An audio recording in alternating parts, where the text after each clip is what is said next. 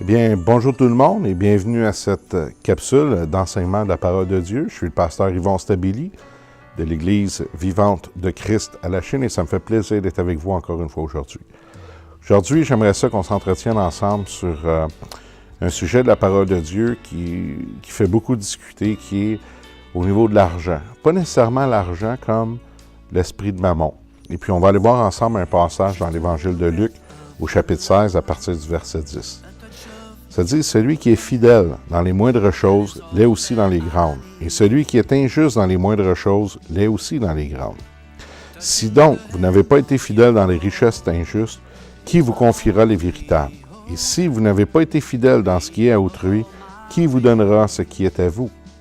Nul serviteur ne peut servir deux maîtres, car ou il haïra l'un et aimera l'autre, ou il s'attachera à l'un et méprisera l'autre. Vous ne pouvez servir Dieu et Mammon. La parole nous dit que les pharisiens qui étaient avares écoutaient aussi tout cela et ils se moquaient de lui. Gloire à Dieu. Une chose qui est importante de comprendre dans ce passage-là et quand Jésus nous enseigne là-dessus, c'est qu'il faut comprendre que l'argent n'est pas Mammon. Mammon est un esprit, une divinité, quand on va rechercher au niveau de l'histoire et de Mammon, qui, elle, se sert de l'argent. Et comment est-ce que l'esprit de Mammon travaille dans nos vies, dans nos cœurs? Mais comprenez une chose, qui n'est pas nécessaire, d'avoir de l'argent dans nos poches pour être pris avec Mammon. Je connais beaucoup de gens qui n'ont pas d'argent, qui n'ont pas nécessairement de sous dans leur poche et qui sont pris avec l'esprit de Mammon. Qu'est-ce que l'esprit de Mammon fait?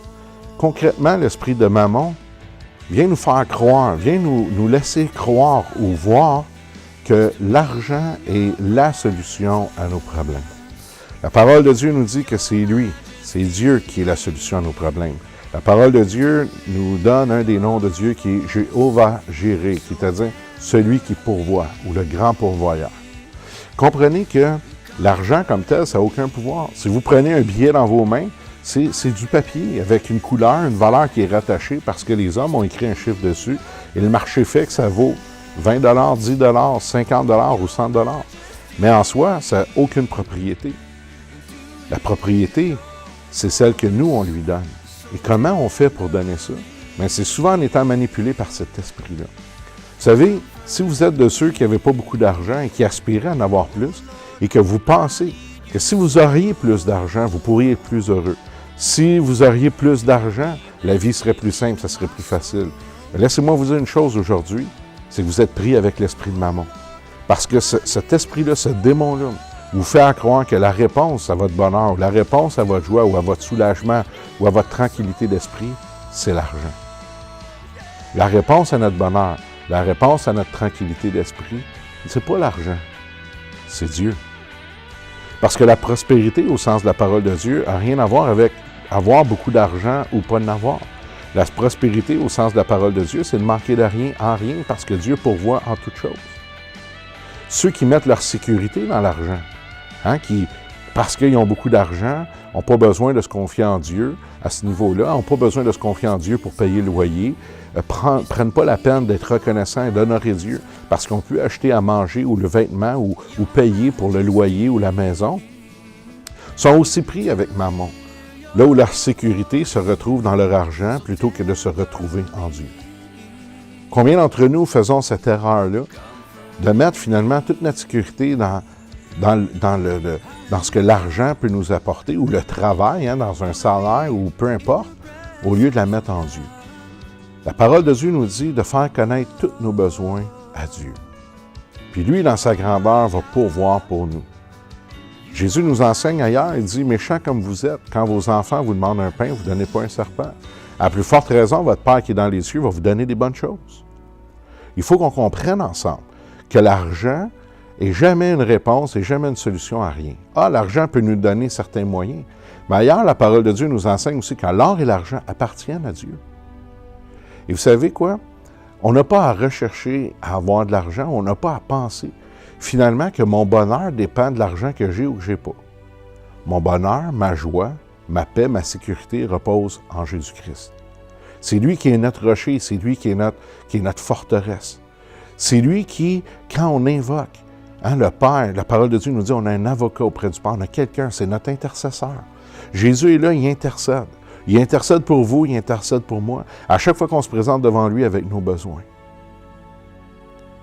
On doit comprendre ensemble, finalement, que tout ce qu'on a à faire, c'est ce que Jésus nous a dit de faire. De chercher d'abord le royaume des cieux et sa justice, et toute autre chose va nous être donnée en plus. L'esprit de Mammon nous empêche de faire quoi? Nous empêche de mettre en pratique la parole de Dieu. Parole de Dieu qui nous enseigne, oui, au niveau de la dîme. Puis croyez-moi, la dîme est un principe biblique, puis on va toujours enseigner ce principe-là, autant que les offrandes. Mais les semences aussi. Et les libéralités, simplement de donner à quelqu'un qui a besoin, de donner à quelqu'un qui a faim.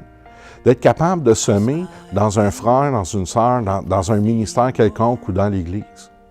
Souvent, quand on est pris avec l'esprit de Mammon, les premières pensées qui vont venir à notre esprit, c'est « Mais non, mais si je le fais, je vais en manquer.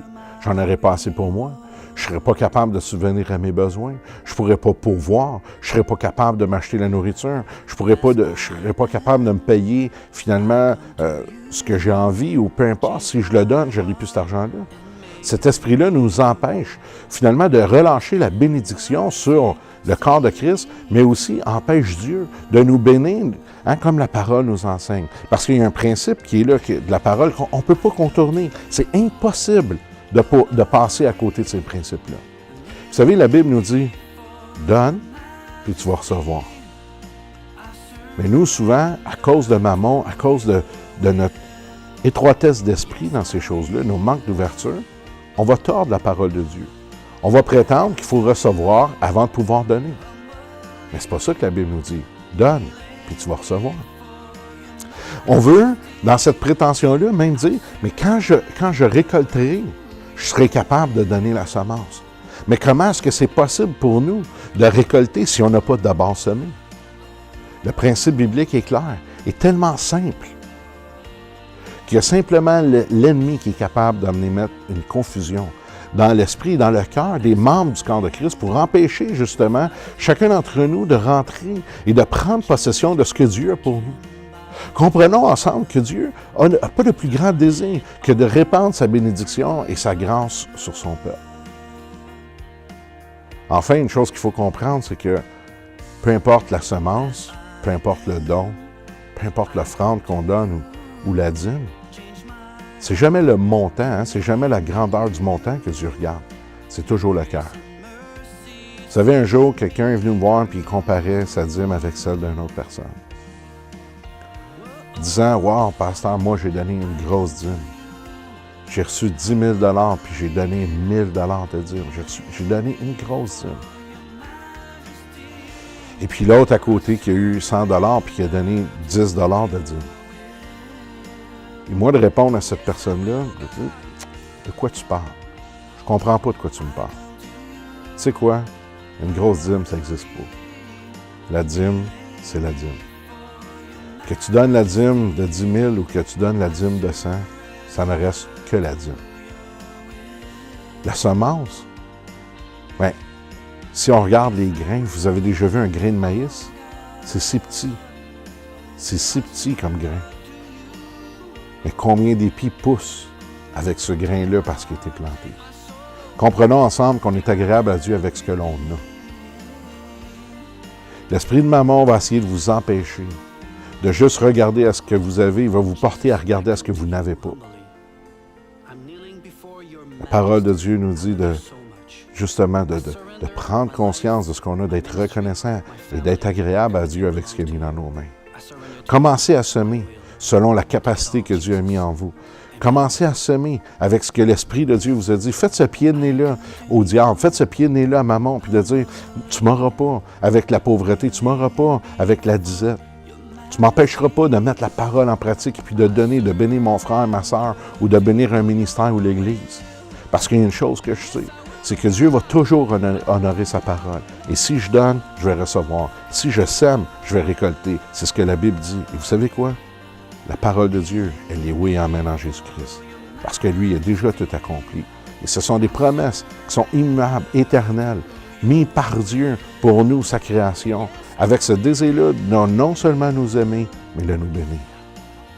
Aujourd'hui, je vous invite à juste défier ça dans votre vie.